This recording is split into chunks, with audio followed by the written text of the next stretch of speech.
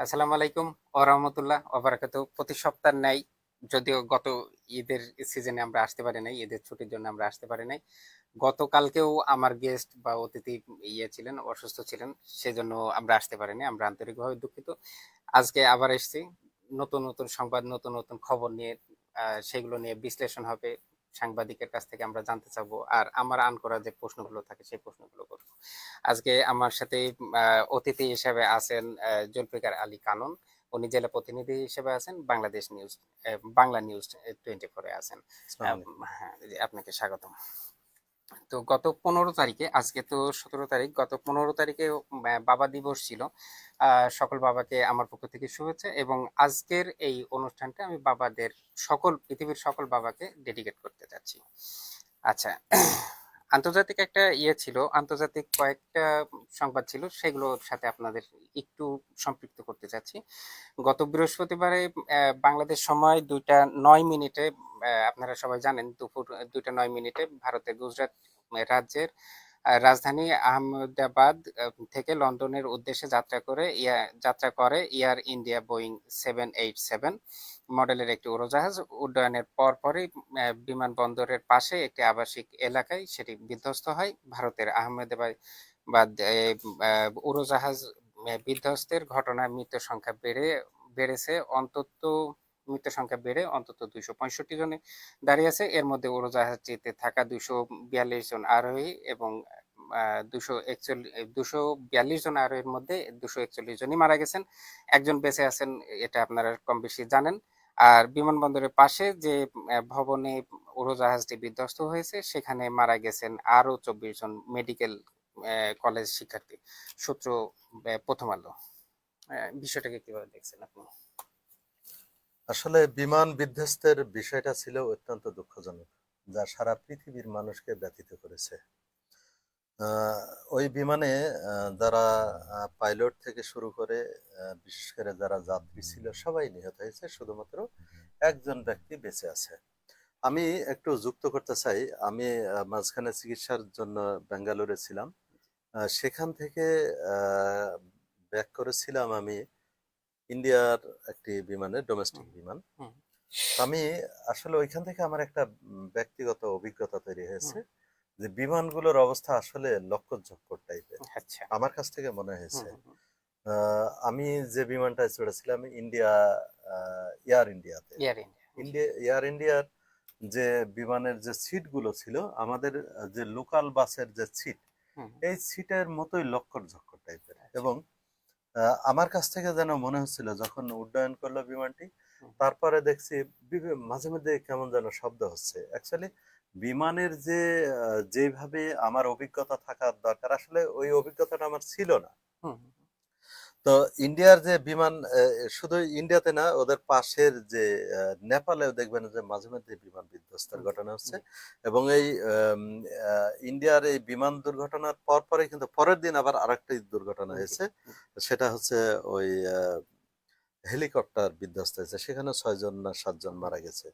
তো আমি তাদের যে ব্ল্যাক বক্স থেকে যে অডিও ভিডিওটা ওরা করেছে, এখন পর্যন্ত ওরা এটা জানাতে পারেনি কি কারণে অ্যাকচুয়ালি এই দুর্ঘটনাটা ঘটেছে। তবে প্রাথমিকভাবে তারা যান্ত্রিক ত্রুটির এটাই দেখিয়েছে। হুম, হুম, তবে আমার একটা জিনিস মনে হয়েছে যে যে 265 জন বা 66 জন মারা গেল। হুম, আসলে এদের জন্য সরকার একটা অ্যামাউন্ট ঘোষণা করেছে, অনুদানের অ্যামাউন্ট ঘোষণা করেছে যে প্রত্যেকটা পরিবারকে 1 কোটি করে টাকা দেবে তারা, 1 কোটি রুপি, হুম, ইন্ডিয়ান টাকা। হুম, তো আমি দেখলাম যে ওইখানে একজন, একটা নিহতের একটা সন্তান, হুম, সে কিন্তু বলছে যে 1 কোটি টাকা আমাকে দেবে, আমি তাকে 2 কোটি টাকা দেবো, আমার বাবাকে কি ফেরত দিতে পারবে?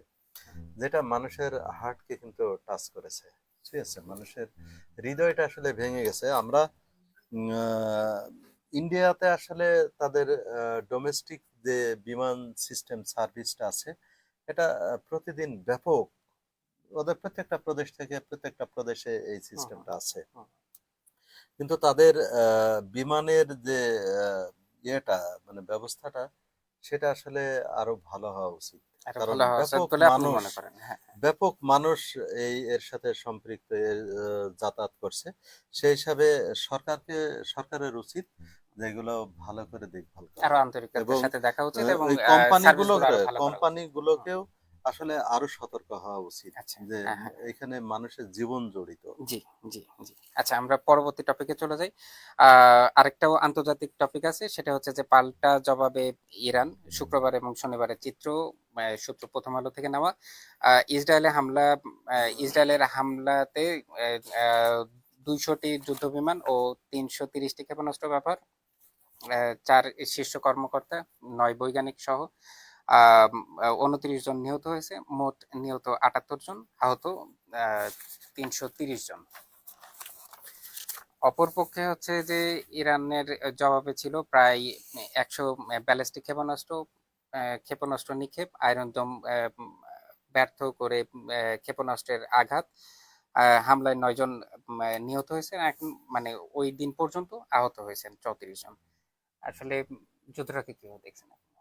আসলে আমরা যদি ইরানের উপর যে হামলার বিষয়টা দেখি, হুম, হুম, এটা হুম, যে যে কারণেই হোক, প্রথম থেকেই ইসরায়েল কিন্তু আগ্রাসী ভূমিকা পালন করেছে। জি, জি, আমরা যদি নিরপেক্ষভাবে দেখি, আন্তর্জাতিক মহলের যারা বিশ্লেষক হুম, আছেন, যারা হুম, বিভিন্ন বিষয় নিয়ে বিশ্লেষণ করে থাকেন, হুম, সবাই কিন্তু এই কথা বলতে বাধ্য হচ্ছেন যে ইরানকে অযৌক্তিকভাবে হামলা করেছে ইসরায়েল। জি, জি, এবং তাদের হামলাটা দেখুন, হামলাটা ছিল একেবারে ঘুমন্ত মানুষের উপরে।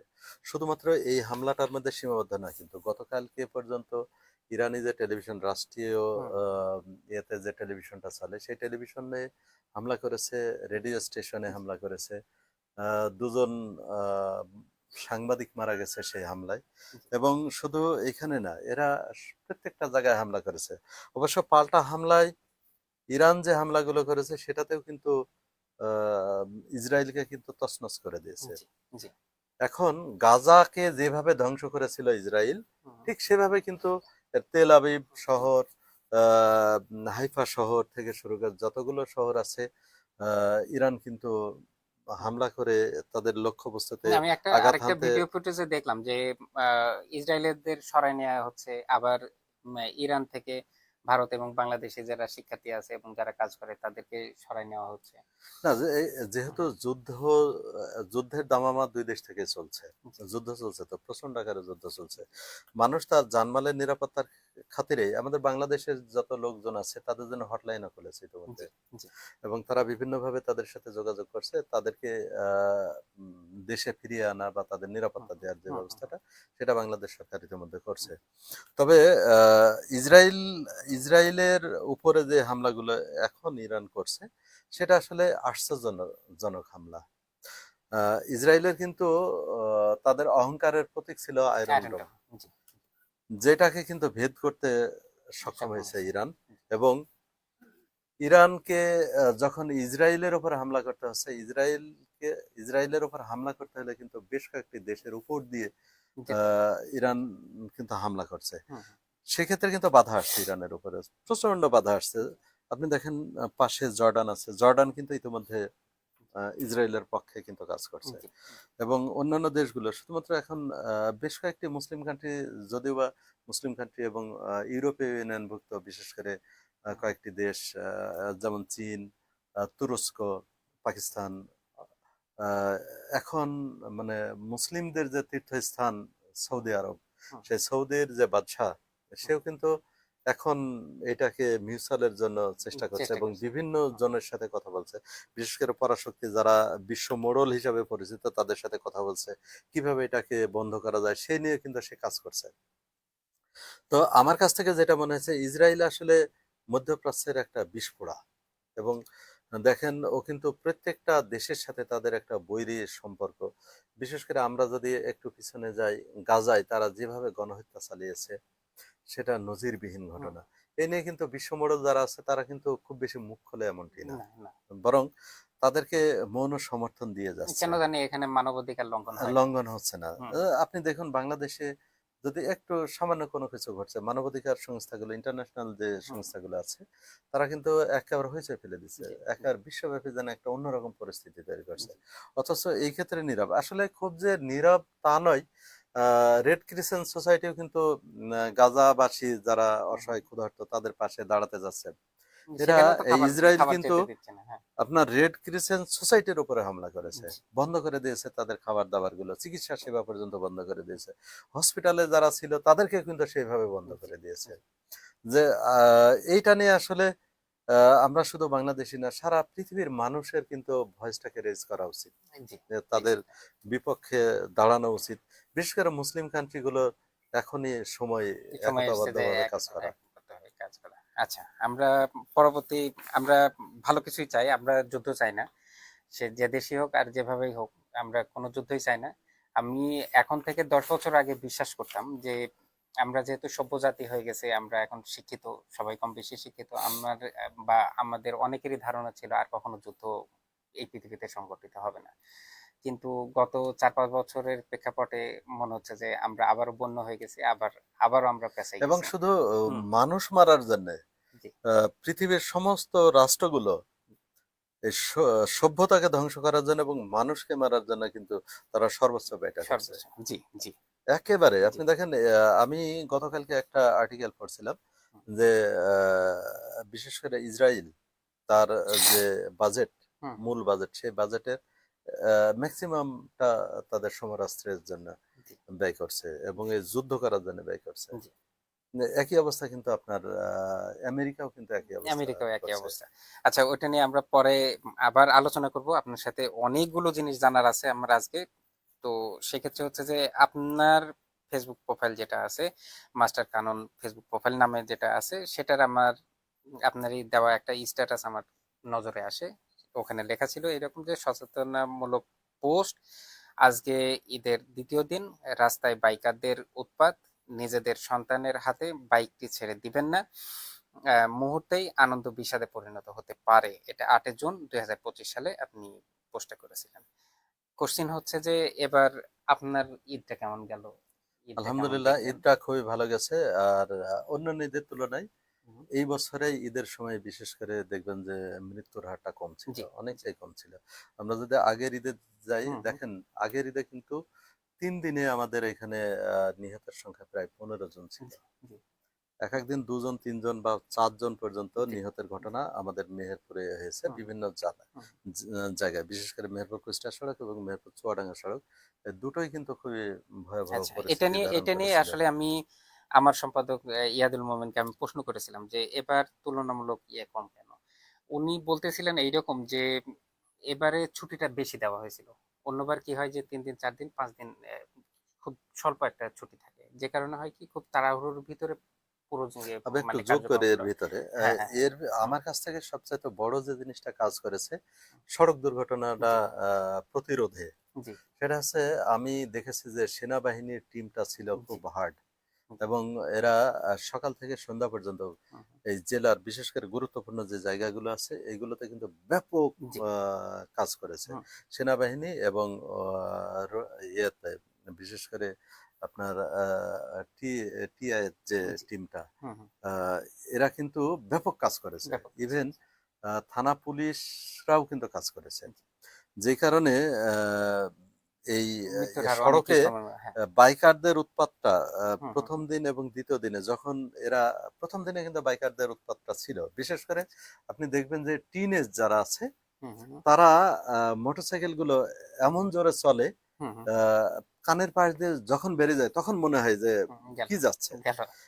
তারা শুধু মানে হাই স্পিডে যাচ্ছে তা নয় কিন্তু, হুম, হুম, হুম, এদের যে সাইলেন্সার পাইপ গুলো আছে এগুলোও কিন্তু খুলে দিচ্ছে, হুম, হুম, জি, খুলে জি, দিয়ে মানে উচ্চ শব্দে হর্ন বাজিয়ে যাচ্ছে। হুম, এটা কিন্তু ছিল এই বছরে বিভিন্ন জায়গায় সেনাবাহিনী যে ছোট ছোট যে কাজগুলো করেছে, হুম, হুম, বিশেষ করে অনেক বাইকারদের এই বেপরোয়া বাইকারদের ধরে কিন্তু ওরা কিন্তু শাস্তির আওতায় নিয়েছে, জি, জি, বিশেষ করে তাৎক্ষণিক শাস্তি। হুম, যেমন যারা উচ্চ স্বরে এই যে হর্ন বাজাচ্ছিল বা যারা ওই যে সাইলেন্সার পাইপ গুলো খুলে খুলে যাচ্ছিল রেখেছিল। তাদের কিন্তু কানের উপরে এরম ধরেছিল হুম, হুম, বা তাদেরকে ধরে দু একটা হুম, হুম, পিটনে দিয়েছিল, হুম, মামলা দিয়েছিল। এইসব কারণে কিন্তু অনেকেই ইয়ে হয়েছে, কম হয়েছে, বিশেষ করে প্রশাসনিক তৎপরতার কারণেই। কিন্তু এবছরটা আমরা মৃত্যুর যে হুম হুম ইয়েটা হুম, সিরিয়াল, এই সিরিয়াল থেকে অনেকটা অনেক। বেঁচেছি। এবং আমার কাছ থেকে আরেকটা জিনিস মনে হয়েছে যে বিগত সময়ের যে মানে এর আগের ঈদে,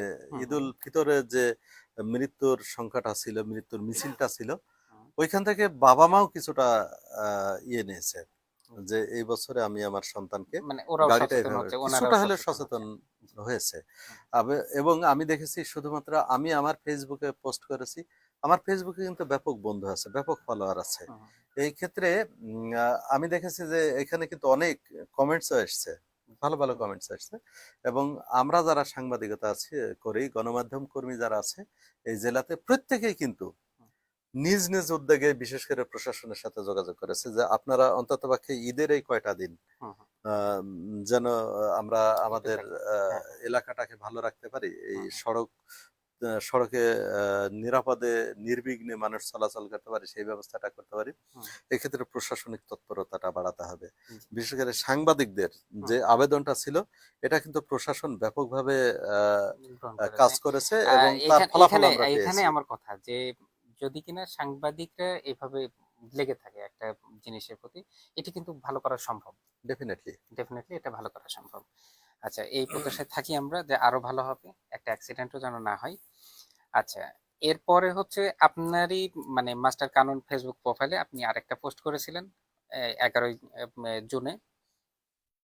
আবার নতুন করে করোনার চোখ রাঙানি, সবাই সচেতন হন, আল্লাহ সবাইকে হেফাজত করুন, আমিন। তো এটা নিয়ে নিউজ হয়েছে একটা, 15ই জুন মেহেরপুর নিউজের একটা নিউজ ছিল, আবারও করোনা সতর্কতা, মেহেরপুর জেলা প্রশাসকের আহ্বান। মেহেরপুর জেলা প্রশাসক সিফাত মেহনাজ বলেছেন, আবারও করোনার প্রাদুর্ভাব লক্ষ্য করা যাচ্ছে, আমাদের সতর্ক ও সচেতন হতে হবে। তিনি বলেন, পূর্বের মতোই আমাদের মাস্ক ব্যবহার করতে হবে এবং বাড়িতে প্রবেশের আগে অবশ্যই সাবান দিয়ে হাত ধুতে হবে।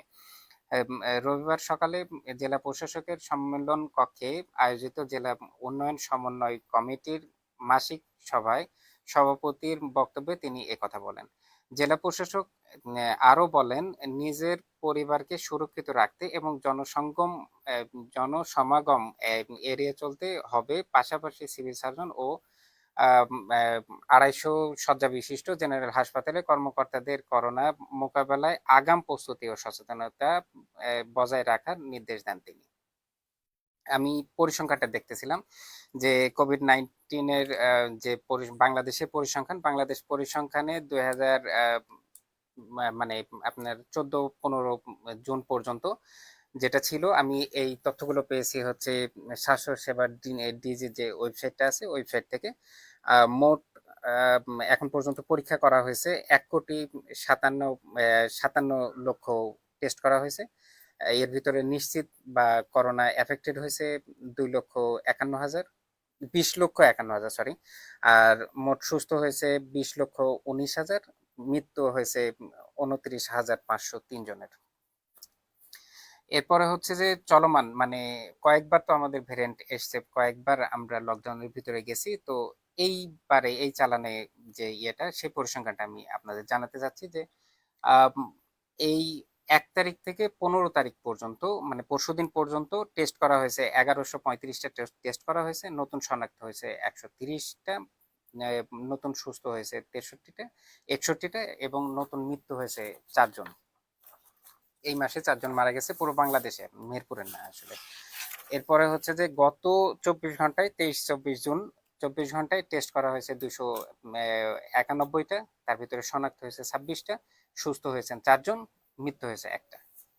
আচ্ছা, মেহেরপুর জেলার পরিসংখ্যানটা আমি একটু দেখতেছিলাম যে মেহেরপুর জেলাতে এখন পর্যন্ত মোট শনাক্ত হয়েছে 5680 জন, টোটাল মিলাই কিন্তু এই তিন পাঁচ চার হাজার বছরে ছশো মিলে। আশি হ্যাঁ, 5680 জন, এবং মৃত্যু হয়েছে 236 জন।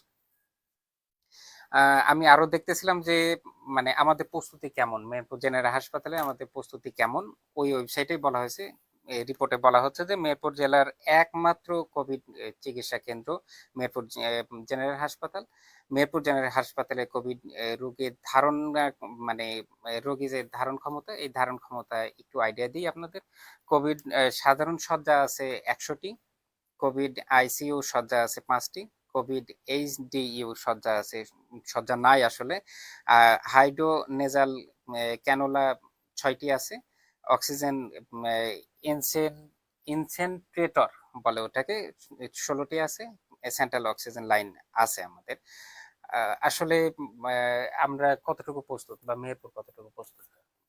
আমরা যদি একটা জিনিস দেখি, আমরা বিগত সময়ে আমাদের যে অভিজ্ঞতাটা রয়েছে জি করোনা জি মোকাবেলায়, সেই ক্ষেত্রে আমাদের কিন্তু ব্যাপক সমস্যা ছিল। জি আমরা বিশেষ করে ওই সময় যারা করোনা এফেক্টেড ছিল, যারা মারা গেছে তারা তো গেছে, হুম হুম আমাদের মারা যাওয়ার সংখ্যাটা কিন্তু একেবারে কম নাই, জি 236টি 36টি মারা গেছে জি। কিন্তু এটা কিন্তু সরকারি ইয়েতে, সরকারি ইয়েতে। বেসরকারি আরো গেছে, আরো যেগুলো আরো যেগুলো বেশি যেগুলো আছে। আমরা আমাদের ইয়েতে তো নাই। ওই সময় আমাদের কি হাল ছিল সেটা আমরা সবাই জানি। জি সবাই জানি, আমরা যারা মিডিয়া কর্মী, আমার মনে হয় শুধুমাত্র মিডিয়া কর্মীরাই একমাত্র বাইরের বাড়ির বাইরে আসতো, জি আর কিন্তু কোনো শ্রেণী পেশার মানুষ আসতো হুম না, খুব কম। বিশেষ করে ডক্টরের কাছে গেলে ডক্টর কিন্তু দেখতে চায়নি, বা আদার্স কোনো জায়গায় সেবা নিতে গেলে হুম সেই সেবাগুলো কিন্তু পাইনি, জি শুধুমাত্র সাংবাদিকরা দৌড়ে বেড়েছে। তো আমার আমি এই কয়েকদিন আগে, গত 3 দিন 4 দিন আগে আমি মেহেরপুর জেনারেল হসপিটালে আমি খোঁজ নিয়েছিলাম যে আমাদের আসলে মেহেরপুরে এই রিসেন্টলি সারা বাংলাদেশে কয়েকজনের করোনা হুম এফেক্ট হয়েছে, অলরেডি হুম পজিটিভ এসছে, করোনা নেগেটিভ এসছে, এবং সারা বাংলাদেশেও হচ্ছে। হুম আমাদের পাশের দেশ ইন্ডিয়াতে কিন্তু বেশ জি করোনা জি আক্রান্ত হয়েছে অলরেডি, এবং বিভিন্নভাবে সীমান্তগুলোতে সতর্কতা জারি করা হয়েছে স্বাস্থ্য বিভাগ থেকে, আমাদেরকে বিভিন্ন সতর্কতা জারিমূলক জি কিছু পরামর্শ দিয়েছে। ইতিমধ্যে কয়েকটা স্কুলও কিন্তু বলেছে যে জি মাস্ক ব্যবহার করা। হুম তো সেক্ষেত্রে আসলে আমরা যা কিছু করি কিন্তু নিজ উদ্যোগে করে থাকি। হুম এখন আমাদের প্রশ্ন হলো যে স্বাস্থ্য বিভাগ হুম বা এই ব্যাপক পরিমাণ ছাত্রছাত্রী আছে, সেক্ষেত্রে শিক্ষা বিভাগ কতটুকু আসলে হুম এই নিয়ে কাজ করছে। শিক্ষা বিভাগ তাদের যে আলাদা ওয়েটা আছে সেই অনুযায়ী কিন্তু এখনো কিছু বলেনি, হুম জি কিছুই বলেনি। হুম আমি দেখলাম যে গাংনী সন্ধানী স্কুল অ্যান্ড কলেজ আছে, এই এরা শুধুমাত্র এখন থেকে কিন্তু সতর্কতামূলক কিছু দিয়েছে, যে বাচ্চাদেরকে বলেছে যে তোমরা নিয়মিত হাত ধোবা হুম এবং মাস্ক ব্যবহার করবা। হুম এটা কিন্তু সন্ধানী বলেছে, আর অন্যান্য স্কুল সংক্রান্ত অন্যান্য স্কুলগুলো কিন্তু এইভাবে বলেনি। হুম তারা কিন্তু আগের মতোই চলছে, যেহেতু করোনার বিভিন্ন ভেরিয়েন্ট কিন্তু এখন, এটা কিন্তু আগের ভেরিয়েন্টের সাথে একটু একটু, শক্তিশালী মনে হচ্ছে, হ্যাঁ এবং একটু দেখেন। ডিফারেন্ট, একটু ডিফারেন্ট, হ্যাঁ, যে বলছে আপনার যে হচ্ছে মাথা ব্যথা কিটে, হবে। কিট দিয়ে করোনা কিট দিয়ে যদি টেস্ট হুম, করা হচ্ছে, এটাতে কিন্তু নেগেটিভ আসতেছে। হুম। শুধুমাত্র মানে এক্সরে করলে, নিউমোনিয়া অবস্থায় এক্সরে করলে তখন তারা বলছে যে এটা করোনা তবে পজিটিভ। মেহেরপুরে এখন পর্যন্ত কিন্তু নিজস্ব কোনো ব্যবস্থাপনা নেই। জি ইতিমধ্যে বেশ কয়েকজনকে ওরা টেস্ট করার জন্য স্যাম্পল নিয়েছে এবং হুম এটা উম, ঢাকাতে পাঠিয়েছে। হুম এখন পর্যন্ত সেই রেজাল্টটা পাওয়া যায়নি।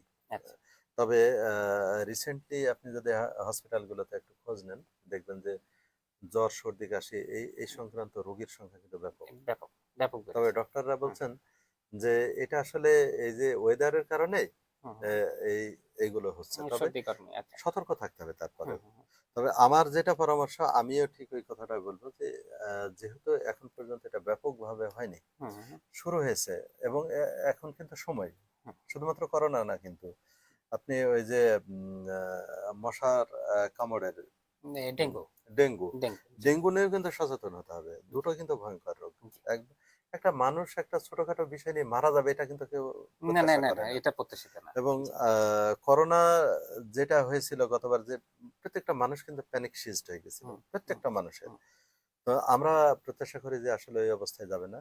মেহেরপুর হসপিটাল ইতিমধ্যে কিটস এর জন্য ওদের ইয়েতে লিখেছে হুম যে আমাদের করোনা টেস্টের যে কিটস হুম সেগুলো হুম আমাদের হুম দিতে হবে। একটা চাহিদাপত্র হুম। ইতিমধ্যে পাঠিয়েছে, এখন পর্যন্ত বরাদ্দ পাইনি আমি আমি আমি প্রতিবারই যতটুকু বলি জানি। যে আপনারা সাংবাদিকরা এইটার পিছনে লেগে আছেন কিনা। হ্যাঁ, আমরা আছি, এবং আচ্ছা যেহেতু আমরা তাদেরকে জিজ্ঞেস করেছিলাম, হুম এই হুম হুম। জিজ্ঞেস করার অর্থটা হচ্ছে আমরা যখন জিজ্ঞেস করবো তখন কিন্তু আলটিমেটলি তাদের মধ্যে একটা চাপ চাপ তৈরি হবে, তৈরি হয়, যেটা তৈরি হয় জি দরকার আমাদের। হুম সেই ক্ষেত্রে আমরা বলেছিলাম, এবং তারা বলছে যে আমরা চাহিদাপত্র পাঠাচ্ছি, আচ্ছা আসলে তারপরে আমরা স্থানীয়ভাবে হুম এটা যেন হুম করতে পারি। তবে আমাদের কাছে যেটা মনে হয়েছে যে আমাদের যে এই যে 5 জনের যে আইসিইউর যে সিট হুম ক্যাপাসিটি, হুম, এটা আসলে বৃদ্ধি করার এটা দরকার। বৃদ্ধি করা আপনি লাগবে। জানেন যে আমাদের মেহেরপুর জেনারেল হসপিটালে একটা সুউচ্চ বিশাল বিল্ডিং তৈরি বিল্ডিং হয়েছে, হয়েছে অথচ জি হস্তান্তর জটিলতার কারণে এখন পর্যন্ত কিন্তু এই কর্তৃপক্ষের কাছে এটা দেওয়া সম্ভব হয়নি। এখন যদি এই করোনার সংখ্যাটা যদি বৃদ্ধি পেতে থাকে উম, আহ, আগামী দিনগুলোতে, তাহলে কিন্তু একটা সংকট দেখা দেবে, মেহেরপুরে যেন বিরাট সংকট দেখা যাবে। হুম, আমরা বিগত দিনে দেখেছি যে সাধারণ রোগী এবং করোনা রোগী কিন্তু একসাথে হুম, যে চিকিৎসা সেবাটা দিচ্ছে। হুম, তাতে করে কি হচ্ছে যে যারা অন্যান্য রোগী আছে তারাও কিন্তু এসে এক রোগ সারতে গিয়ে আর এক রোগের হুম, জন্ম নিচ্ছে। হুম, আমরা আগামীতে মেহেরপুর জেনারেল হসপিটালে যেন এটা না থাকে সেটা আমরা প্রত্যাশা করি। বিশেষ করে এখন মেহেরপুরের একজন গুরুত্বপূর্ণ ব্যক্তি আছেন, হুম, হুম, আমরা তার কথা সবাই জানি, মনির হায়দার মনে সাহেব, রাখবে সে। সাংবাদিক এবং প্রধান উপদেষ্টার একান্ত সচিব। হুম, উনি কিন্তু মেহেরপুর জেনারেল হসপিটালের চিকিৎসা সেবা নিয়ে ডক্টর সংকট নিরসনে বিভিন্ন কার্যক্রম কিন্তু উনি করছেন। হুম, ইতিমধ্যে স্বাস্থ্যের ডিজির সাথে কথা বলেছেন, স্বাস্থ্য বিভাগের লোকজনের সাথে, জেলা প্রশাসকের সাথে অনেকগুলো কথাবার্তা বলে যে এই স্বাস্থ্যটাকে কিভাবে উন্নতি করা যায় হুম, হুম, এবং চিকিৎসা সেবাটা যেন তৃণমূল পর্যায়ের মানুষ পর্যন্ত কিভাবে চিকিৎসা সেবাটা পৌঁছানো যায় সেই ব্যাপারে কিন্তু উনি কাজ কাজ করছেন। করছেন। তো আমি জি। তার কাছেও আবেদন করব এই জেলার একজন মানুষ হিসাবে এবং হুম, গণমাধ্যম হুম, কর্মী হুম। হিসাবে যেন করোনা কালীন সংকটে আমরা যেন মেহেরপুরের মানুষ কিছুটা হলে স্বস্তিতে থাকতে পারি, উনি সেই ব্যবস্থাটা করবেন। আচ্ছা, সেক্ষেত্রে হচ্ছে যে এইখানেই মানে অন্য আরেকটা অতিথিকে মানে অন্য আরেকটা সাংবাদিককে আমি প্রশ্ন করেছিলাম যে আপনি তাদেরকে প্রশ্ন করছেন কিনা, মনির হায়দার স্যারকে আপনি প্রশ্ন করেছেন কিনা যে এইগুলো নিরসন করার দরকার বা আমি এগুলোর প্রতি আরো আমি আন্তরিক হওয়া ওনাকে দরকার। মেহেরপুর জেনারেল হসপিটাল সংক্রান্ত বেশ কিছু প্রশ্ন করেছিলাম। উনি জি। বলেছেন যে আসলে স্বাস্থ্যের বিষয়টা শুধুমাত্র ডক্টররাই যে হুম, করবেন হুম, তা না, হুম, হুম, হুম। সবাইকে কিন্তু সচেতনও হতে হবে। সচেতন হতে হবে। এবং জি।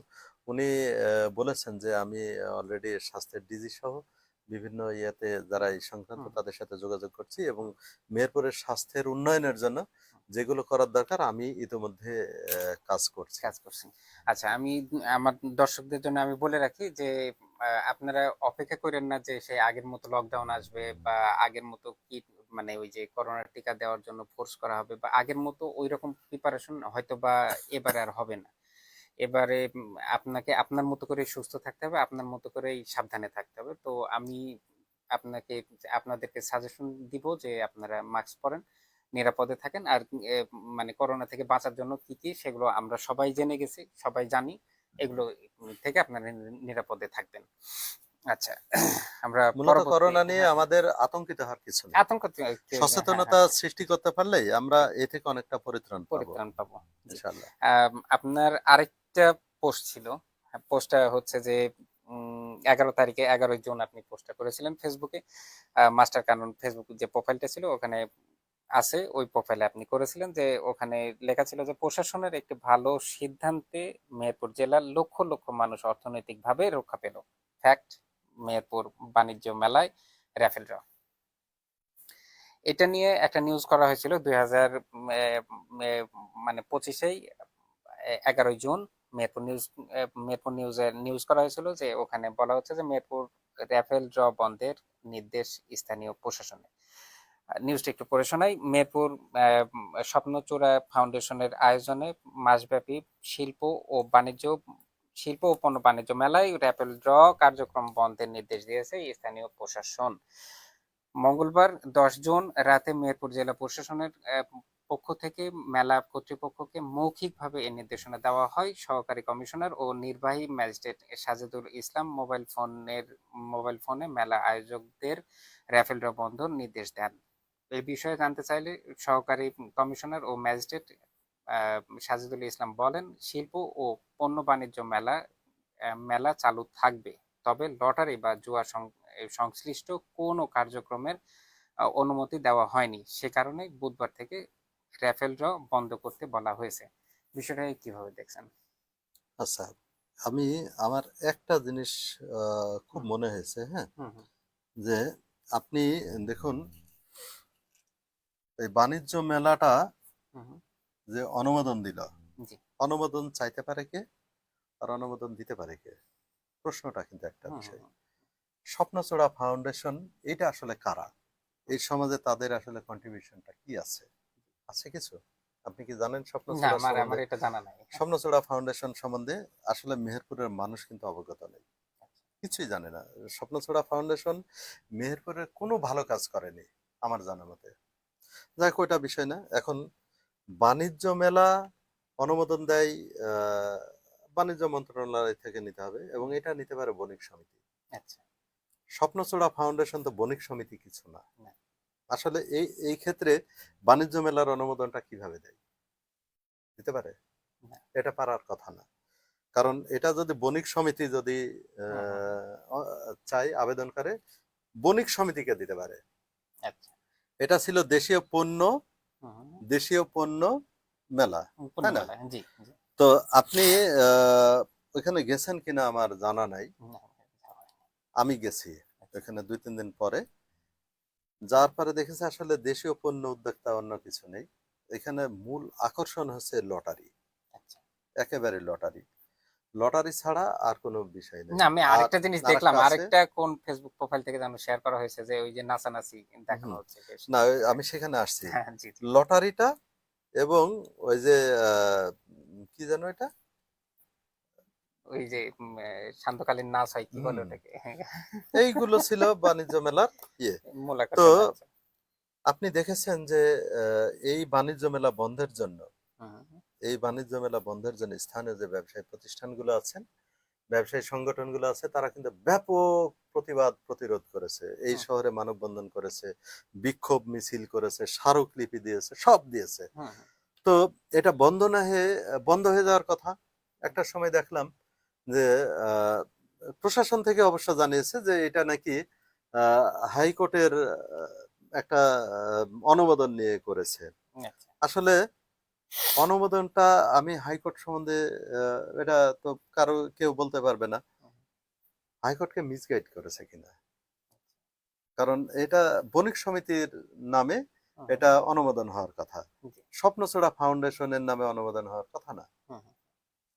তো সেটার মেয়াদও কিন্তু উত্তীর্ণ হয়ে গেছিল আরো আগে। আচ্ছা। আচ্ছা। অথচ সেই বাণিজ্য মেলার নামে জুয়া এবং লটারি হুম হুম হুম। এইগুলো দিল পরের মাসে। তো প্রশাসন একেবারে এটা জানে না এমনটিতে না। আচ্ছা। আবার আমাদের এই সমাজের দেখেন যে যারা আহ, এই সমাজের বিভিন্ন ভালো মন্দ দিক নিয়ে কথা বলে, বিশেষ করে সুশীল সমাজ, ইভেন গণমাধ্যম কর্মী যারা আছে, তারাও হুম কিন্তু বলেনি। হুম হুম হুম। হুম, এর আগে একবার এই লটারি হয়েছিল।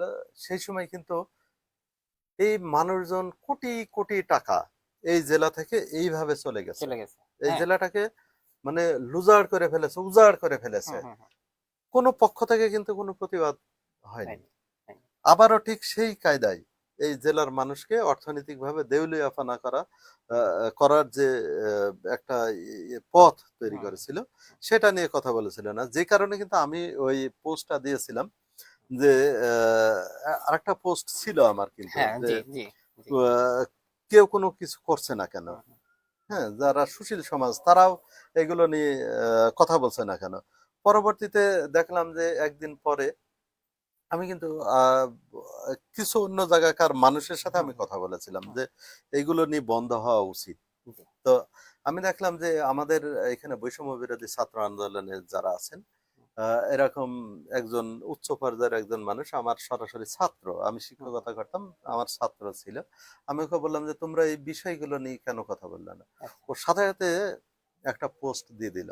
আচ্ছা। তারপরে আমাদের এখানে এনসিপির, জাতীয় হুম নাগরিক হুম হুম পার্টির একজন কেন্দ্রীয় যুগ্ম সমন্বয়ক আছেন, হুম হুম অ্যাডভোকেট শাকিল আহমেদ। ও হুম। মূলত আমাদের গাংনীর ছেলে। আচ্ছা। ওকে বললাম, ওর সাথে সাথে বলছে ভাই এটা তো হ্যাঁ এটা তো হুম হুম হওয়া উচিত। হুম পরে ও নিজে পোস্ট দিল, এবং হুম দেখলাম হুম। যে সে জেলা আচ্ছা। প্রশাসকের আচ্ছা। সাথে বা আদার্স হুম। কার কার সাথে যোগাযোগ করলো যেটা বন্ধ হওয়া উচিত। তারপর পরেই দেখলাম যে জেলা প্রশাসন থেকে একটা সিদ্ধান্ত নিল। হুম। তো যাই হোক, আমি এজন্যই যে তো জেলা প্রশাসন, এইটা নিয়ে, এই যে আপনি যেটা বললেন, এটা আমার কাছে খুব ইন্টারেস্টিং মনে হয়েছে, যে স্বপ্ন ফাউন্ডেশন আসলে ইয়েটা পাই কিনা, আয়োজক হিসাবে অনুমতিটা পাই কিনা। এটা পাওয়ার এটা কথা না, এটা পাওয়ার এটা কথা তো না। মানে আপনারা কি লিখছেন বা কোথাও লেখা হয়েছে এটা এটা নিয়ে? এই এই বিষয়টা নিয়ে আমরা হুম হুম। মূলত একটা টেলিভিশনের প্যাকেজ করার জন্য আমরা ওই আচ্ছা। ইয়েটা করে আসলাম। হুম হুম আমি যেদিন গেছি হুম মূলত হুম। ওই রাত থেকে বন্ধ করে দিয়েছে এটা। আচ্ছা। আচ্ছা। যে কারণে আমি দেখলাম যে একটা বাণিজ্য মেলা হচ্ছে, এখানে হিউজ গ্যাদারিং হচ্ছে কিন্তু হুম হুম হুম, জি, আহ, কিন্তু ওই যে লটারির নামে যে জুয়া খেলাটা, এটা আসলে বন্ধ হয়েছে। হুম, এটা আমাদের কাছে মনে হয়েছে তারপরের যে ইয়েটা আছে, যে কিছু মানুষের বিনোদনের দরকার আছে। হুম, হুম, সার্কাস যেটা হচ্ছে, এই সার্কাসের বিষয়টা, ওই যে কিছু খারাপ নাচ টাচ হচ্ছিল, ওইটা মনে হয় বন্ধ হয়ে গেছে। এবং আচ্ছা, সার্কাস একেবারে, হুম, সার্কাসটা তো মানুষের বিনোদনের কিন্তু একটা অন্যতম একটা জি, ভালো জায়গা, জি, উম, ও- হুম, ইয়ে সেটা চালাচ্ছে, যে কারণে মানুষ কিন্তু আর খুব বেশি ক্ষিপ্ত না। হুম, আমি এই নিয়ে একটা পোস্ট দিয়েছিলাম আমার ফেসবুকে। আমি দেখলাম যে ওইখানে বেশ কিছু কমেন্টস এসেছে, এবং আমার সাথে বেশ কিছু ওই যে ইয়াতে আমার সাথে যোগাযোগ করেছে, যে কয়েকটা পরিবারে, যেমন একটা পরিবারের কথা আমি উল্লেখ করতে চাই না, কিন্তু হুম, সেই পরিবার তার স্ত্রী অনেকগুলো লটারি কিনেছে, আচ্ছা, একটাও বাদেনি, প্রায় সে 10-12 হাজার টাকা ইতিমধ্যে খরচ করে ফেলেছে। হুম, ওই পরিবারটা তার স্বামী তাকে তালাক দিতে যাচ্ছিল, মানে তাদের ছাড়াছাড়ি, হুম, সংসার ভেঙে যাচ্ছিল। হুম, তাহলে এরকম ছোট ছোট অনেক ঘটনা আছে কিন্তু, জি, আপনি যদি হুম, খুঁজতে যান অনেক ঘটনা, আমাকে নাই একটা ঘটনা বললো, হুম, তো হুম, অনেক ঘটনা এরকম আছে। তা আমরা শুকরিয়া আদায় করছি এবং জেলা প্রশাসনকে আবারও ধন্যবাদ জানাচ্ছি, যে অন্ততপক্ষে এই জায়গা থেকে হুম, হুম, সরে এসছে এবং তাদেরকে বিরত করতে বাধ্য করেছে। এজন্য জেলা প্রশাসনকে জি, অন্ততপক্ষে ধন্যবাদ, ধন্যবাদটুকু আমরা ধন্যবাদ, দিতেই পারি। জি, জি। আচ্ছা, আমরা পরবর্তী প্রসঙ্গে চলে যাই। আম, এটা হচ্ছে 13ই জুন সময় নিউজে একটা নিউজ এসেছিল, বেনিয়ামিন নিউজ করেছিলেন। এবার নিজ পরিচয়ে ইউরোপ যাচ্ছে মেহেরপুরে হিমসাগর।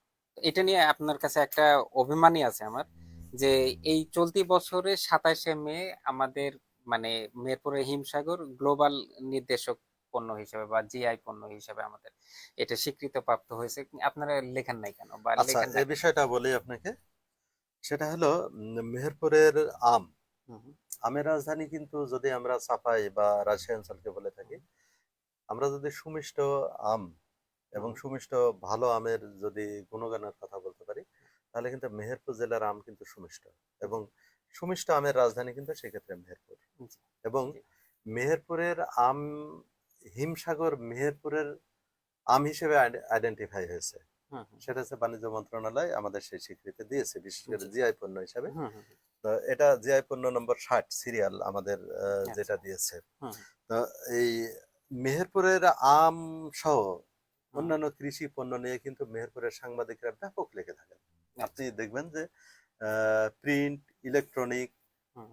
অনলাইন যে পোর্টালগুলো আছে জাতীয় পর্যায়ে, সবগুলোতে কিন্তু ব্যাপক হারে এই কিন্তু এগ্রিকালচার আমি এই বেসড। জিআই এর ব্যাপারটা আমি দেখি নাই। আমি জিআই এর ব্যাপারটা সেক্ষেত্রে আমি আসি। দেখলাম হচ্ছে যে নিউজ টোয়েন্টি আমি ফোর করেছে, এই সময় নিউজ করেছে, হুম, এই কয়েকটা নিউজ এটা তো পোর্টালকে এটেন আমি দেখলাম নিউজে, মানে। এটেন নিউজে দুইটা নিউজ এসছে। আচ্ছা, জিআই আচ্ছা, পণ্য হুম, হুম, মান নিয়ে মেহেরপুরের আম, হুম, হুম, হিমসাগর আম আন্তর্জাতিক বাজারে যাচ্ছে, এটা আচ্ছা, এটেন নিউজে আচ্ছা, এসছে। কোনো কারণে আমার আহ, চোখ ফাঁকি গেছে, এটেন হ্যাঁ, নিউজে এসছে, দেশ টিভিতে এসছে, অনেক টেলিভিশন চ্যানেলে আচ্ছা, এসছে। আচ্ছা, এবং এটা আসলে ওইভাবে আমাদের মেহেরপুরের একটা জিনিস আছে কি, ওই যে গ্যাপ সদস্য হুম, আছে আমাদের এখানে, শাহিনুল কাদির ভাই, শাহিন আচ্ছা, ভাই। জি, শাহিন ভাইয়ের সাথে আমার কথা হয়েছিল, হুম, ওর একটা ইন্টারভিউ আমি নিয়েছিলাম হুম, ওই হুম, নিউজ করার আগে।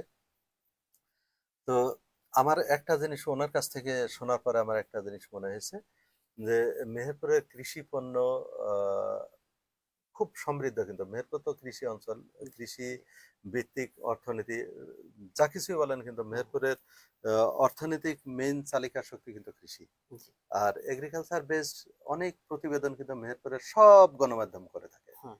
এবং আপনি যদি খোঁজ নিয়ে থাকেন, আপনি যদি নেটে সার্চ দেন, দেখবেন যে হাজার হাজার রিপোর্ট মেহেরপুরের এই ইয়েটা না আছে। না, মেহেরপুর লিখে ছাড় দিলে তো আমি আমি ওটা হুম। নিয়ে বলতে চাচ্ছিলাম যে আমি ইউটিউবে মেহেরপুরে লিখে বাংলাতে এবং ইংলিশে ছাড় দিলে ওই আসে জোয়া, আসে হচ্ছে ওই না, ধর্ষণ কেস, আসে যেহেতু আসে এগুলো হচ্ছে ইয়ে। এইগুলো নিয়ে আসলে এই রিপোর্ট গুলো মানুষকে বেশি বেশি করে আকর্ষণ করে। না না, সেটা ঠিক আছে, নেগেটিভ কিন্তু ধাঁচের আপনি কিন্তু দেখবেন, পজিটিভ নিউজও তো থাকা উচিত একটা পজিটিভ জেলায়, নিউজ তাই না? গুলো যেভাবে মানে নেগেটিভ নিউজ গুলো যেভাবে ভাইরাল হয়, আচ্ছা, আপনার পজিটিভ নিউজ গুলো কিন্তু এইভাবে ভাইরাল হয় না। আচ্ছা, আপনি দেখবেন। হুম, আর ইন্টারনেটে তো আপনি সেগুলো বেশি পাবেন যেগুলো মানুষ টাচ করছে বেশি। জি, যেহেতু জুয়া নিয়ে বা আদার্স যে হুম, হুম, ভায়োলেন্স হুম, গুলো আছে, হুম, এইগুলো নিয়ে মানুষ বেশি বেশি একটু জি, টাচ করে, হুম, হুম, যেই কারণে ওই নিউজ গুলো থাকে। আপনি এগ্রিকালচার বেসড হুম, নিউজ দিয়ে সার্চ দেন, দেখেন মেহেরপুরে কিন্তু প্রচুর নিউজ পাবেন, সবগুলো টিভি চ্যানেলে পাবেন, হুম। সবগুলো অনলাইনে পাবেন, সবগুলো পত্রপত্রিকায় পাবেন। আচ্ছা, এটা আছে। তাহলে হচ্ছে যে আপনি বলতে চাচ্ছেন যে আপনারাও,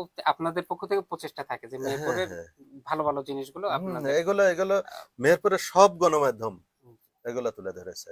হুম, আপনি দেখবেন যে প্রত্যেকটা মাসে প্রত্যেকটা টিভি এবং প্রত্যেকটা আহ, যে পত্রিকাগুলো আছে, প্রথম সারির পত্রিকাগুলো আছে, প্রত্যেকটা ইয়েতে বড় বড় প্রতিবেদন আছে। আচ্ছা, আপনি সার্চ দিলেই পাবেন। হুম, কিন্তু নেগেটিভ ধাঁচের নিউজগুলো যতটা মানুষ টাচ করছে, হুম, এই নিউজগুলো অতটা টাচ ততটা করছে না। টাচ করে না। তবে সেই ক্ষেত্রে আমার কাছ থেকে একটা জিনিস মনে হয়েছে, যারা এর সাথে জড়িত, বিশেষ করে গ্যাপের যে সদস্য, বাংলাদেশে মাত্র 2জন মানুষ কিন্তু গ্যাপের সদস্য, তার মধ্যে আচ্ছা, মেহেরপুরের মেহেরপুর একজন। একজন, আচ্ছা, আমি ওর সাথে কথা বলেছিলাম, হুম, ও আমাকে বলছিল, আমিও একটা ইয়ে দিলাম, প্রস্তাব দিয়েছিলাম যে ভাই, যেহেতু জিআই পণ্য হিসেবে আমরা স্বীকৃতি পেয়েছি, সেই ক্ষেত্রে মেহেরপুরে আমরা এই মেহেরপুরে হিমসাগর নিয়ে আমরা ছোট্ট একটা আয়োজন করতে পারি কিনা, হুম, হুম, জি, একটা জি, জাস্ট জি, জি, একটা আমরা ইয়ে করি, ওই যে আনন্দ মিছিল করি, র্যালি অন্তত আমরা করি। সেলিব্রেট তো হুম, করি, তাই না? হ্যাঁ, এটা ভালো, সেলিব্রেট হ্যাঁ, করার হ্যাঁ, জন্য আমরা হ্যাঁ, র্যালি ট্যালি করি। এটা লিটারালি উনি করতে পারি, বললেন যে ভাই ঠিক আছে আমরা করব। নেক্সটে কিন্তু আর এটা দেখলাম না। আগায়নি, আচ্ছা, এবং এর সাথে এগ্রিকালচার বিভাগ যেটা হুম, আছে, হুম, এরা কিন্তু জড়িত। এটা হুম, কিন্তু অন্যান্য জেলাতে দেখলাম যে যারা যে বিষয়ের উপর জিআই পণ্যর স্বীকৃতি পেয়েছে, তারা কিন্তু এই নিয়ে ছোট জি, প্রোগ্রাম টোগ্রাম জি, জি, করেছে। জি, জি, আপনি অবাক হয়ে যাবেন, এই সংক্রান্ত কিন্তু কৃষি বিভাগের একটা বরাদ্দ আছে, তারাও কিন্তু কিছু করেনি। না এটা নিয়ে তাদেরকে আপনি প্রশ্ন করেছেন কিনা, বা হ্যাঁ, এটা তাদের বলা কাছে বলা হয়েছে। হচ্ছে কিনা যে এটা বলা এটা হয়েছে এটা যে একটু করা আমরা যায়? আমরা জি, যেহেতু এটা পেয়েছি, জি, আমরা এটা নিয়ে আমরা একটু জনসচেতন, হুম, হুম, জনগণের মধ্যে এই মেসেজটা দিতে পারি কিনা। হ্যাঁ, হ্যাঁ, এবং আমরা যদি এইটাকে যদি একটু তুলে আনতে পারি, হুম, হুম, তাহলে কিন্তু মিডিয়াতে প্রচার হলে কিন্তু এটা জি, সারা বাংলাদেশের সারা মানুষ জানবে। বাংলাদেশের মানুষ এবং জানবে, যে হুম, হিমসাগরটা যে মেহেরপুরের আম, হ্যাঁ, হ্যাঁ, সেটা বলবে। আমরা আপনি দেখুন, অর্থনৈতিক ভাবে ভালো হ্যাঁ, লাভবান হব এখন কোনো শব্দ পর্যন্ত ছাড়াই, জি, হিমসাগরকে বিশেষ করে সাতক্ষীরা নিতে চাই, চুয়াডাঙ্গা জি, নিতে চাই, জি, আপনার অন্যান্য হ্যাঁ, ডিস্ট্রিক্টও অনেক নিতে জেলায় চাই, আছে, হ্যাঁ, হ্যাঁ, কিন্তু হিমসাগরটা এখন মেহেরপুরের মেহেরপুরের, জি, আইডেন্টিফাই, জি, ঠিক জি, না? জি, জি, মেহেরপুরের আইডেন্টি হচ্ছে হিমসাগর আম। হুম, আমরা আমাদেরটাকে প্রচার করতে পারছি না। আরেকটা জিনিস আপনি অবাক হবেন, আমি এগ্রিকালচার বেসড কিছু নিউজ করতে গিয়ে কৃষকদের সাথে কথা বলে যেটা হুম, পেয়েছি, হুম, যে আমাদের এখানে কিন্তু এখন হুম, হুম, একটা জমি 4 ফসলি পর্যন্ত তৈরি করে ফেলেছে একজন কৃষক। আচ্ছা, এটা কিন্তু কৃষকদেরকে এগ্রিকালচার বিভাগের এরা খুব বেশি যে যত্ন করে তা না। হুম, ওরা বলছে যে ভাই, ভালো বীজ তৈরি করার ক্ষেত্রে আমরা নিজেরা তৈরি করছি, তো কোন ফসলে কখন কি দিতে হবে সেটাও কিন্তু আমরা নিজেরা করছি। হুম, হুম, এটা কিন্তু এগ্রিকালচার বিভাগের যারা দায়িত্বশীল রয়েছেন, তারা কিন্তু খুব বেশি যোগাযোগ করে না। আচ্ছা, এবং আচ্ছা, ওরা বলছে যে ওদের অভিযোগ, হুম, কৃষকদের হুম, অভিযোগ যে হুম, হুম, এরা আমাদের কাছে আসেই না। আচ্ছা, আহ, আহ, এই কৃষকরা উৎপাদন করছে হুম, হুম, একটা ফসল, ভালো ফসল উৎপাদন করছে, এখানকার প্রসিদ্ধ বিশেষ করে সবজিটা, হুম, এটা কিন্তু আপনার মানে ফ্রি, কীটনাশক ফ্রি। জি, জি, এই সবজিটাকে বাজারজাতকরণের জন্য কৃষকরা ভালো একটা বাজার পাচ্ছে না। ওরা তো হ্যাঁ, উৎপাদন করবে, হুম, বাজার সৃষ্টি করবে কে? বাজার সৃষ্টি করতে হলে প্রশাসনিক লেভেলে প্রশাসন লাগবে, এটাকে করতে লাগবে, হবে। লাগবে, তাদের যে কৃষি পণ্যটা, এটা প্রিজার্ভেশনের জন্য একটা সিস্টেম লাগবে। হ্যাঁ, সরকারের বহুত টাকা পয়সা কৃষি বিভাগ থেকে বিভিন্নভাবে খরচ করা আছে, অথচ যদি আপনি এইখানে একটা যদি হিমাগার তৈরি করেন, মনে করেন যে একটা সবজির জন্য একটা হিমাগার, সবজি হুম, হুম, সংরক্ষণের হিমাগার হুম, করবেন, হুম, খুব বেশি খরচ হবে এমনটি না, কিন্তু কিন্তু এই সবজির জন্য একটা হিমাগার এখন পর্যন্ত মেহেরপুরে তৈরি হয়নি। হুম, আমাদের এইখানে আম প্রচুর পরিমাণ, হুম, হুম, দ্বিতীয় রাজধানী বলা হয় আমকে, জি, প্রচুর পরিমাণ আম হয়। হুম, আপনি হুম, একটা রিপোর্ট, আমরা এই মেহেরপুর প্রতিদিনেও আসবে সম্ভবত রিপোর্টটা, আচ্ছা, যে প্রায় 150 কোটি টাকার আম নষ্ট হয়ে যাচ্ছে মেহেরপুর থেকে। আচ্ছা, এটা যদি মেহেরপুরে একটা হিমাগার যদি তৈরি করা যেত, হুম, খুব হুম, বেশি খরচ হতো হতো এমনটি না, কিন্তু হ্যাঁ, হ্যাঁ, কিন্তু এই আমটাকে আপনি সারা বছর আপনি এই আহ, বাজারজাত রাখতে করা পারতেন, যেত, বা বাজারজাত হ্যাঁ, করা হ্যাঁ, যেত। জি, জি, কারণ আমটা তো একটা নির্দিষ্ট সময়ের পরে কিন্তু আর রাখা যাবে না। জি, কিন্তু কৃষকরা যদি এই আমটা যদি বেশ কিছুদিন যাবত রাখতে পারতো, তারা কিন্তু একটা ভালো দাম পেত, হুম, তারা কিন্তু ব্যাপক মেহেরপুরের জন্য একটা বিরাট আর্ন হতো, হুম, জি, কিন্তু সেটা পারছে না। ঠিক একই ক্ষেত্রে কিন্তু সবজির ক্ষেত্রেও কিন্তু একই হুম, অবস্থা। অতএব প্রশাসনকে সিদ্ধান্ত নিতে হবে যে মেহেরপুরে অন্ততপক্ষে ফসলের জন্য এবং ওই এর জন্য, আম, জাম, লিচু এর জন্য, হুম, ফলের জন্য হ্যাঁ, হ্যাঁ, পৃথক দুটি হিমাগার স্থাপন খুব আচ্ছা, জরুরি। এবং এটা কিন্তু শুধুমাত্র সাংবাদিকরা বললে হবে না, সব ক্ষেত্রের মানুষকে এগিয়ে আসতে হবে, এবং এই দুইটা আমরা চাই এবং চাই। আচ্ছা, সেক্ষেত্রে হচ্ছে যে আপনি তো বলে দিলেন, আমি আমি যেটা বলতাম সেটা আপনি অলরেডি বলে ফেলেছেন যে শুধু সাংবাদিকরা বললে হবে না, কিন্তু আমি বলবো যে আপনারা প্রশ্ন করতেই থাকেন, আপনারা অবশ্যই। প্রশ্ন করতেই থাকেন, অবশ্যই আমরা ভালো কিছু পাবো, মেহেরপুরের জন্য ভালো কিছু হবে। আমি চাচ্ছিলাম যে এই নিউজটার সাথে যেহেতু আপনি নিজেই সম্পৃক্ত, নিউজটা আপনি দর্শকদের, মানে আমার দর্শককে আপনি নিজেই পড়ে শোনাবেন এবং আমার প্রশ্নগুলো আসবে। আচ্ছা, আমি এই রিপোর্টটা করেছিলাম 2000 এই 13 তারিখে, জি। মানে চলতি মাসের 13 তারিখ। হুম, এটা বাবা দিবস উপলক্ষে আমাদের মুজিবনগরের যে মিশন হসপিটালটা আছে, জি। সেখানে 25 সদস্যের একটা হুম, হুম, হুম। আশ্রম আছে। আচ্ছা। সেখানে পুরুষ আছে 7 জন এবং বাকিটা নারী। হ্যাঁ, আমি ওইখানে গেছিলাম, সরজমিনে গিয়ে মূলত এই রিপোর্টটা তৈরি, আমি রিপোর্টটা পড়ছি। হ্যাঁ, জি। মেহেরপুরের একটি বৃদ্ধাশ্রমে চোখে মুখে হতাশা আর ছেলে মেয়ের স্বজনদের প্রতীক্ষায় দিন কাটছে 7 জন বৃদ্ধ বাবার। চাকরিজীবী চাকরিজীবী ছেলে মেয়েরা বৃদ্ধ বাবা মায়েদের সময় দিতে না পেরে অবশেষে বৃদ্ধাশ্রমে রেখে গেছেন। কবে দেখতে আসবেন সে কথা স্বজনরা কখনো বলেনি। তবে কোনো এক সময় হঠাৎ বৃদ্ধাশ্রমে এসে বাবাকে সারপ্রাইজ দেবে ফ্রান্স প্রবাসী মেয়ে গ্লোরিয়া লিপি হালদার।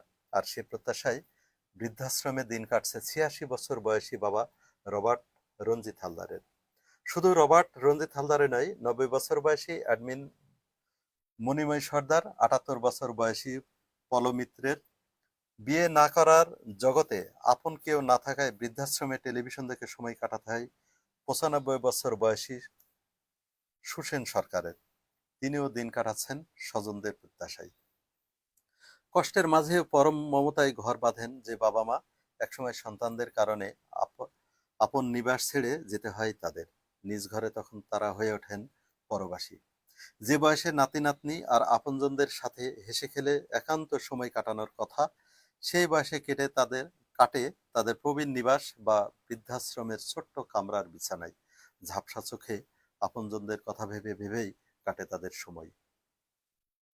মেহেরপুরের মুজিবনগরের এই বৃদ্ধাশ্রমের অনেক বাবারই গল্প এমনই।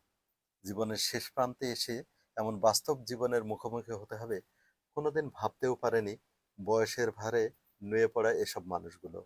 মুজিবনগরের বল্লভপুরের এই বৃদ্ধাশ্রমে জায়গা হয়েছে 25 জন বৃদ্ধের। এদের মধ্যে 7 জন পুরুষ এবং 18 জন নারী, যাদের থেকেও নেই আপনজন, নেই মাথা গোঁজার ঠাঁই। বার্ধক্যের কারণে কর্মক্ষমতা হারিয়েছেন অনেক আগেই। ঢাকা থেকে আসা রবার্ট রঞ্জিত হালদারের একমাত্র মেয়ে থাকেন ফ্রান্সের রাজধানী প্যারিস শহরে। উচ্চবিত্ত পরিবারের এই ব্যক্তিটিই ছিলেন একজন উচ্চশিক্ষিত মানুষ। স্ত্রী মারা যান আর একমাত্র মেয়ে গ্লোরিয়া লিপি হালদারের বিয়ের পর চলে যান ফ্রান্সে। তাকে দেখে তাকে দেখাশোনার আর কেউ নেই। পরে ঠাঁই হয় মুজিবনগরের এই বৃদ্ধাশ্রমে। সারাদিনে তার সময় কাটে একমাত্র মেয়ের মুখটি দেখার আশায়। মেয়ে দিনে দুবার কল দেন, রাতে গুড নাইট আর সকালে গুড মর্নিং বলেন। অনেক আকুতি জানালেও মেয়ে কবে আসবে তার নির্দিষ্ট সময় বলে না, শুধু বলে কোনো একদিন হঠাৎ এসে তোমাকে সারপ্রাইজ দেবো বাবা। আর 90 বছর বয়সী অ্যাডমিন মণিময় সর্দারের খুব মন চায় নাতি নাতনিদের সাথে ফুটবল খেলে আর খুনসুটি করে কাটাতে, কিন্তু সেই ভাগ্য তার হয়ে ওঠেনি। কানাডা প্রবাসী ছেলে তার সন্তানদের বৃদ্ধ দাদুর কাছে আসতে দেন না, সময় নেই তাদের। আশ্রমের এসব বৃদ্ধরা নানা শারীরিক জটিলতায় ভুগছেন। তারপরেও বৃদ্ধাশ্রমে নিঃসঙ্গ জীবনযাপন করছেন এসব বৃদ্ধরা। জ্যেষ্ঠ সেবিকা আন্না মণ্ডল বলেন, পরিবারে চেয়ে এখানেই ভালো আছেন তারা, তবু স্বজনদের প্রতীক্ষার প্রহর গুনতে হয় এসব বৃদ্ধদের। এটাই সংসার জগৎ, এটাই মায়া। নিজের দাদা বাবাদের মতোই আদর যত্ন আর খুনসুটি করেন প্রশিক্ষণার্থী সেবিকা প্রিয়া মণ্ডল, পিউ মল্লিক সহ অনেকে। তবে পিএসকেএস-এর নির্বাহী পরিচালক মোহাম্মদ মোশাররফ হোসেন বলেন, মানুষ বৃদ্ধ হয়ে পড়লে শিশুর মতো অসহায় হয়ে পড়ে। তখন পরিবার পরিজনদের সঙ্গ খুবই জরুরি। প্রতিটি বাবা মায়ের জন্য পরিবার হয়ে উঠুক সহায়, আমরা এটাই প্রত্যাশা করি। শেষ বয়সে পিতামাতার একমাত্র ভরসা সন্তান, সন্তানকে। খুব তবে আবেগী আমি একটা আমি ইয়ে ছিল। সেখানে গিয়ে সত্যি হুম, হুম, এত আবেগ আপ্লুত হয়ে পড়েছিলাম। হুম, হুম। মানে মনে হচ্ছিল যেন আমার আমরা এখন যে বয়সটাতে অবস্থান করছি হুম।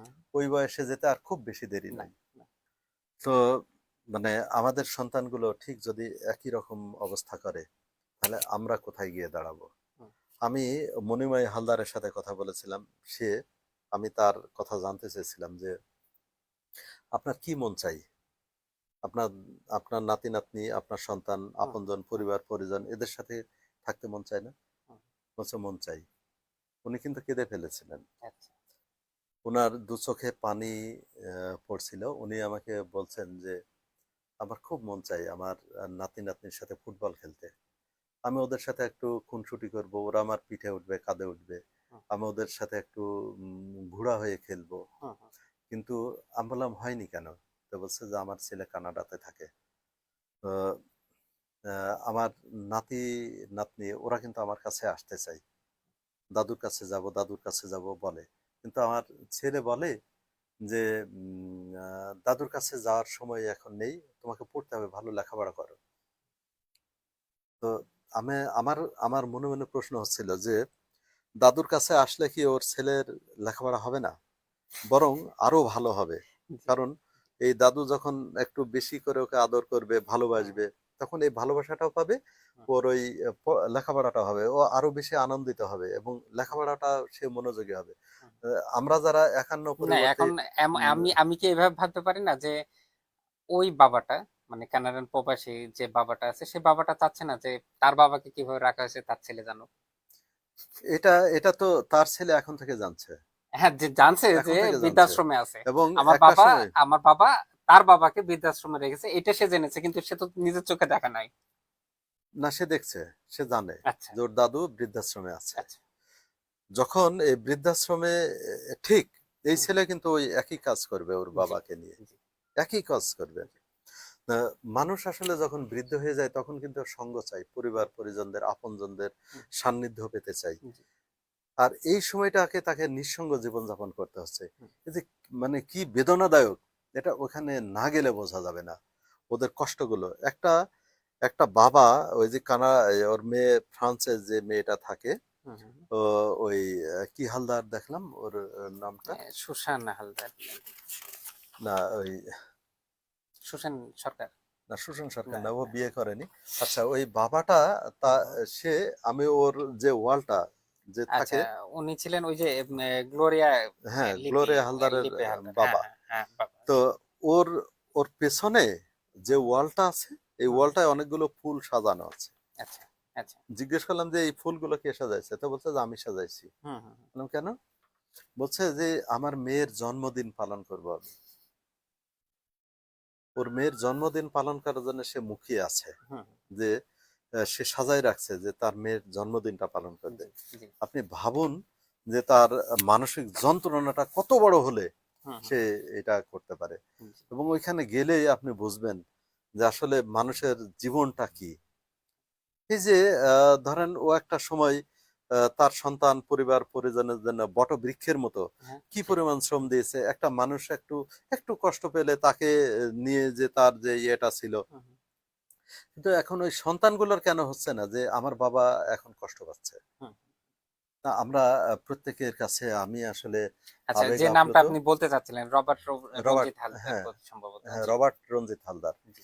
তা আমি আসলে যাদের বাবা এবং মা বেঁচে আছেন আমি প্রত্যেকের কাছে আবেদন জানাবো যে ভাই আপনার বাবা এবং মা যারা বেঁচে আছেন যতদিন তাদের খেদমত করার সুযোগ পাবেন, আপনার জান দিয়ে আপনার প্রাণ দিয়ে আত্মা ভরে তাদেরকে খেদমত করবেন। আর এই খেদমতের মধ্যে আপনি ইহকালীন যে ইয়েটা পাবেন, মর্যাদাটা পাবেন, ভালোবাসা পাবেন, আপনি পরকালীনেও কিন্তু মুক্তি পাবেন, আপনি যে ধর্মেরই মানুষ হন না কেন। প্রত্যেকটা ধর্মে কিন্তু বাবা মাকে প্রচন্ড আকারে সম্মান শ্রদ্ধা ভালোবাসতে বলেছেন। হুম, হুম, আপনি যদি মুসলমান ধর্মের কথা বলেন যে একটা মানুষ, একটা ধর্মে বলা আছে যে আহ, শিশুকালে যেভাবে আপনার বাবা মা হুম, আপনাকে হুম, দেখেছেন দেখভাল করেছেন আপনি ঠিক সেভাবে বৃদ্ধ বয়সে আপনার বাবা মাকে দেখবেন। জি। আসলে আমাদের প্রত্যেকের করা উচিত। আমি প্রত্যাশা করছি আজকের এই অনুষ্ঠানের মধ্যে দিয়ে সবাই নিজ নিজ বাবা মাকে ভালোবাসবেন, শ্রদ্ধা করবেন। আপনি যেমন আপনি আপনার সন্তানকে ভালোবাসেন ওইভাবে আপনি আপনার বাবা মাকে ভালোবাসবেন। আচ্ছা, সেক্ষেত্রে হচ্ছে যে খুব আবেগী হয়ে গেলাম। যাই হোক, আমরা পরবর্তী টপিকে আসি। সম্ভবত এটাই আমাদের শেষ টপিক। সেটা হচ্ছে যে 10 জুন, 10 জুনে নিউজ ছিল, মেহেরপুর নিউজে একটা নিউজ করা হয়েছিল। নিউজে বলা হচ্ছে যে মেহেরপুর পলিটেকনিক্যাল ইনস্টিটিউটে প্রস্তাবিত জমি প্রদর্শন করা হয়েছে। এইটা বলা হচ্ছে যে মেহেরপুরে পুলিশ লাইনের পাশে নির্ধারিত স্থান পরিদর্শন করেন। বিষয়টা কিভাবে দেখছেন? উনি শুধু মেহেরপুর পুলিশ লাইনের পাশে না, উনি গাংনী উপজেলার যে গাংনী এবং বাঁশপাড়ার মাঝখানে একটা মাঠ আছে, জি। ওটাও দেখেছেন। উনি ওই জমিটাও খুব হুম, হুম, পছন্দ করেছেন। হুম, তবে আসলে আমরা আমাদের মেহেরপুর জেলার শিক্ষার হার কিন্তু অত্যন্ত কম। মেহেরপুরে তেমন ভালো ভালো শিক্ষা প্রতিষ্ঠানও কিন্তু এখন পর্যন্ত গড়ে ওঠেনি। আমরা যদি বিগত দিনগুলোতে আমার জেলাতে একজন প্রভাবশালী মন্ত্রী ছিলেন, সেও কিন্তু শিক্ষাক্ষেত্রে কোনো ভূমিকাই পালন করেননি। আমরা যদি একেবারে যদি খোলা মনে দেখি, খোলা হুম, চোখে দেখি, হুম, এই কোনো কিন্তু কিছুই হয়নি। না কোনো ডেভেলপ। তো আমরা আমাদের কাছে যেটা মনে হয়েছে যে একটা পলিটেকনিক ইনস্টিটিউট যদি মেহেরপুরে যদি একটা বা দুটো হয়, হুম, তাহলে মেহেরপুরের মানুষ আহ, যে মানে উচ্চশিক্ষার একটা দ্বার অবারিত হবে, হুম, জি, উচ্চশিক্ষার সুযোগ পাবে। আর বিশেষ করে পলিটেকনিকে যারা লেখাপড়া করবে, বিশেষ করে আমাদের প্রকৌশল বিভাগের ছাত্র সংখ্যা কিন্তু খুবই কম। জি, আসলে জি, সেইভাবে সুযোগটা আমাদের হয়ে ওঠেনি। হুম, আমাদের কিন্তু পলিটেকনিক ইনস্টিটিউটে যদি লেখাপড়া করতে হয়, তাহলে কিন্তু কুষ্টিয়া, মাগুরা, খুলনা বিভিন্ন হুম, হুম, জেলায় যে কিন্তু আমাদের এই ছেলে মেয়েগুলো এগুলো শিখছে। আমাদের এখানে যদি একটা পলিটেকনিক ইনস্টিটিউট গড়ে ওঠে, তাহলে আমরা সেই সুযোগটা পাবো। এটা আমাদের মেহেরপুর জেলাবাসীর জন্য খুবই ভাগ্যের ব্যাপার। জি, আমি মনে করি যে বিশেষ করে জমি নির্বাচনের ক্ষেত্রে আমাদের এই জেলার মানুষেরা এগিয়ে আসা উচিত। কিছুটা ছাড় দিয়ে হলেও জমি যেন তারা পায়, সেই ব্যাপারে আমাদের সহযোগিতা করা উচিত। এবং যারা নেবেন তারা আন্তরিকতার সাথে একটু এগিয়ে আসবে হুম, এবং দ্রুত এই পলিটেকনিক ইনস্টিটিউট স্থাপন হবে হুম, এবং আমাদের সেই শিক্ষা কার্যক্রমটা চালু হবে সে প্রত্যাশা করছি। আর আচ্ছা, আরেকটা বিষয়, আমি আমাদের একটা পাবলিক বিশ্ববিদ্যালয়ে আমরা অনুমোদন পেয়েছি মেহেরপুর জেলায়। আমরা জেলার যারা কর্ণধর রয়েছেন, বিশেষ করে প্রশাসনিক লেভেলে আছেন, যারা এই জেলার হর্তাকর্তা, যারা জেলাকে নিয়ে ভাবেন, হুম, তাদের এগিয়ে আসা উচিত যে এই বিশ্ববিদ্যালয়ের কার্যক্রমটা যেন অনতিবিলম্বে শুরু হয়। আমরা যতটুকু জানতে পেরেছি এখন পর্যন্ত, যে বিশ্ববিদ্যালয়ের আগামী সেশন থেকেই সম্ভবত কয়েকটি বিভাগে হুম, ভর্তি কার্যক্রম শুরু হবে এবং আমাদের যে মেহেরপুর সরকারি কলেজ রয়েছে সেখানে আপাতত এই ক্লাস চালানো হবে। চালানো হবে। তো আচ্ছা, আমরা সেক্ষেত্রেও আমরা বিশেষ করে যে জেলার যারা শিক্ষা নিয়ে কাজ করে থাকেন, হুম, যারা সংস্কৃতি নিয়ে কাজ করে থাকেন, যারা এই জেলার বিভিন্ন পর্যায়ে লিড দিচ্ছেন, প্রত্যেকেই এগিয়ে আসা উচিত এবং ভয়েস রেজ করতে হবে যেন এই কার্যক্রমটা খুব দ্রুত চালু হয়। আচ্ছা। গাংনী পৌরসভা নিয়ে আমার অনেকগুলো প্রশ্ন ছিল। ঠিক আছে, ওইটা আমি ভাবতেছি যে একটা আলাদা আলাদাভাবে পূর্ণাঙ্গ একটা অনুষ্ঠানই করব আপনাকে নিয়েই। তো আমাদের প্রায় 80 কোটি টাকা গাংনী পৌরসভাতে আপনার উন্নয়নের জন্য আমাদের বাজেট ছিল। কতটুকু সুবিধা পাচ্ছেন আপনারা নাগরিকরা? গাংনী পৌরসভার আসলে কাজ চলছে খুব ধিমে তালে। আপনি যদি ইতিমধ্যে আমি একটা রিপোর্ট রেডি করছি, হুম, হুম, উইদিন শর্ট টাইমের মধ্যে এটা আসবে। আচ্ছা, তো বিশেষ করে পথঘাটগুলোর অবস্থা খুবই খারাপ। হুম, সামান্য বৃষ্টি হলে একের মেইন রাস্তা যেগুলো আছে হাঁটু পানিতে পরিণত হয়। আচ্ছা, রাস্তাঘাটগুলো এখানে সেখানে খোঁড়াখুড়ি করে ফেলে রেখেছে। ড্রেনেজ ব্যবস্থা এখন পর্যন্ত গড়ে ওঠেনি। অনেকেই অভিযোগ দিচ্ছে যে আসলে গাংনী শহরের পানি গাংনীতে থাকছে। এর আগে কিন্তু বেশ কয়েকবার ড্রেনেজ ব্যবস্থা করেছিল, কিন্তু সেটা অপরিকল্পিত ছিল। হুম, হুম, এবং মানে সে কি বলবো, ওই ড্রেন দিয়ে আসলে পানি নামার কথা না। আচ্ছা, আচ্ছা, বরং গাংনীর পানি যতটুকু অন্যভাবে চলে যাচ্ছিল সেটুকু এখানে জমে পচা উৎকট গন্ধে পরিণত হয়েছে। মানুষজনের আরো কষ্ট হচ্ছে। আচ্ছা, বিশেষ করে বিগত সময় করোনার সময় গেছে, আহ, যে আপনার ডেঙ্গু পরিস্থিতি হয়েছে, ব্যাপক মশা, সেই আচ্ছা, পরিমাণ মশার যে ইয়ে ছিটানোর কথা, মশক নিধন যে ঔষধ ছিটানোর কথা, ছিটানো হয় না। মানে গাংনী পৌরসভাটা অনেকটা সেই ভাগাড়ে পরিণত হয়েছে। আপনি আচ্ছা, আরেকটা জিনিস শুনলে অবাক হয়ে যাবেন, গাংনী পৌরসভা 2000 সালে স্থাপিত হয়েছে, দ্বিতীয় গ্রেডের পৌরসভা মর্যাদা পেয়েছে ইতিমধ্যে এবং ব্যাপক উন্নয়নমূলক কিন্তু ই পেয়েছে, বরাদ্দ পেয়েছে। আচ্ছা আচ্ছা অবাক হবেন যে গাংনী পৌরসভা এখন পর্যন্ত মাস্টার প্ল্যান তৈরি করা হয়নি, সবকিছু হযবরল অবস্থা। তো আমি এই সংক্রান্ত বিষয়ে আর একদিন বলবো। হুম হুম জি তবে আমি গাংনীর মানুষ খুব ভোগান্তিতে আছে, আচ্ছা খুব আচ্ছা ভোগান্তিতে আছে। আহ, আর গাংনীতে তো এখন প্রশাসক রয়েছেন, গাংনী উপজেলা নির্বাহী অফিসার আছেন হুম, পৌরসভার দায়িত্বে। আমি তার কাছে প্রত্যাশা করবো যেন পৌরসভাটাকে সুন্দর করা হয় এবং আগামীতে একটা সুস্থ মানে মানুষ বসবাসের জন্য হুম, সে পরিস্থিতি তৈরি করবেন। আচ্ছা আচ্ছা আমরা অনুষ্ঠান শেষ করতেছি, আপনি কিছু বলবেন? আমি ধন্যবাদ জানাচ্ছি মেহেরপুর প্রতিদিনকে আমার মতো একজন নগণ্য মানুষকে অতিথি হিসেবে এখানে এসে বিভিন্ন গুরুত্বপূর্ণ কথা বলার সুযোগ দান করার জন্য, এবং সেই সাথে আহ, অভিনন্দন জানাচ্ছি সম্মানিত সঞ্চালক আমাদের খুব প্রিয় ভাই মুন্সি হীরক ভাইকে।